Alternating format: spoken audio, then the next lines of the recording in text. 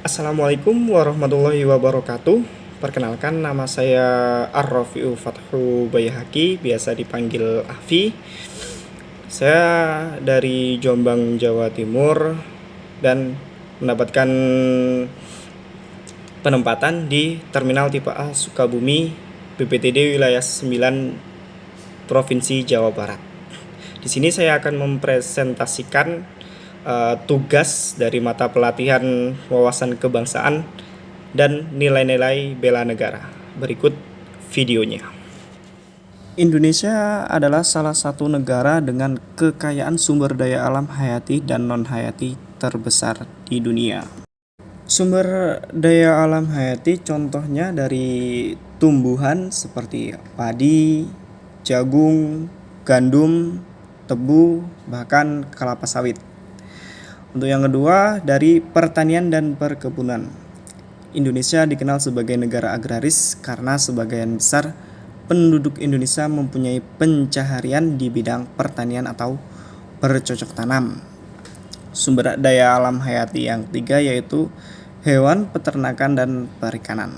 Bahkan dalam sumber daya alam yang non hayati adalah hasil tambang. Sumber daya alam hasil penambangan memiliki beragam fungsi bagi kehidupan manusia, seperti bahan dasar infrastruktur, kendaraan bermotor, sumber energi maupun sebagai perhiasan, seperti minyak bumi, batu bara, emas, perak dan perunggu, dan lain sebagainya. Tapi sayangnya walaupun kita mempunyai sumber daya alam yang sangat kaya, negara kita belum bisa memaksimalkan seluruh potensi sumber daya alam dan lingkungan yang kita miliki.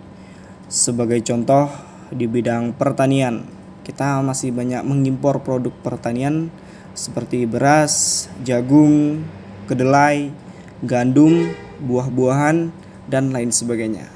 Harga jual produk pertanian dalam negeri lebih mahal daripada produk pertanian luar negeri.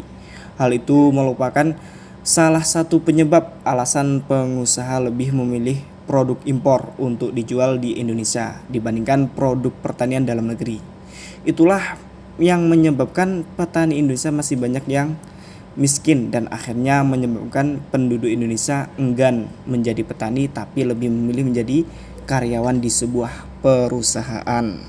Bukan hanya kekayaan hayati, Indonesia juga merupakan penghasil jenis bahan tambang yang sangat besar seperti emas di Papua yang saat ini dieksploitasi oleh perusahaan asing, tapi rakyat Papua sendiri banyak yang miskin.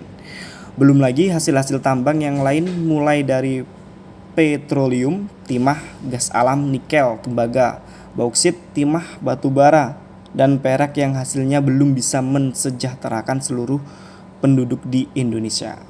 Bahkan dalam pemanfaatan daya tarik alam kita masih belum maksimal. Selama ini kita hanya mengandalkan Bali, Lombok sebagai primadona wisata. Padahal masih banyak daerah-daerah di Indonesia yang memiliki alam yang indah, seperti Pulau Bunaken di Sulawesi Utara, di mana keindahan bawah lautnya menjadi surga bagi para penyelam.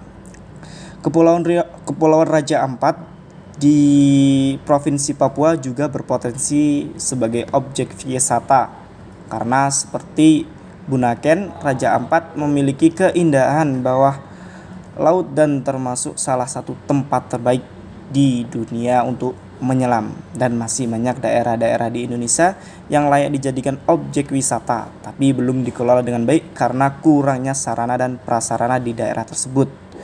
Untuk 3 tokoh inspiratif yang hidup di masa sekarang adalah yang pertama, Jerome Pauline Sijabat, pria kelahiran Jakarta 2 Mei 1998, seorang mahasiswa di Universitas Waseda Tokyo, Jepang, dan YouTuber yang membahas tentang seru atau senangnya dalam belajar matematika. Ia menginspirasi banyak masyarakat Indonesia yang banyak menganggap bahwa matematika itu sulit dan menakutkan menjadi seru dan menyenangkan. Yang kedua yaitu Andre Kalawit, biasa disebut Tarzannya Indonesia, pria kelahiran Palangkaraya, Kalimantan Tengah, berdarah Indonesia dan Perancis.